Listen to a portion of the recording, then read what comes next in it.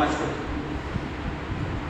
দেখুন পুকুরের ধারে দাঁড়িয়ে বিশাল এত দূরে পাঠাচ্ছে যে ও পুকুর মধ্যে পার হয়ে চলে যাবে। আপনি সার্টিফিকেট দিয়েছেন তাকে, ও মনে মনে করবে যদি আমি এক ইট মেরে একটা ঘুমন্ত কুকুরকে যদি নিয়ে না ফেলতে পারি তাহলে বুঝবি নেই। কেন ওটা শিক্ষক বলেছে টাকা ধরে গুন্ডা মানুষ মারবে, এক ইটে কুকুর মারতে পারবো না। তো আমার অপরাধ প্রবণ মেজাজ আরো বেশি, আপনি কি করে কারেকশন করবেন? কারেকশন করার নিয়মগুলো এই তোরা সব এর জন্য খারাপ বলিস, আমি তো কোনো সময় খারাপ ভালো ছেলে। হ্যাঁ সেটা একবার হয়ে গিয়েছিল, ও ঠিক হয়ে যাবে, খুব ভালো ছেলে আলহামদুলিল্লাহ।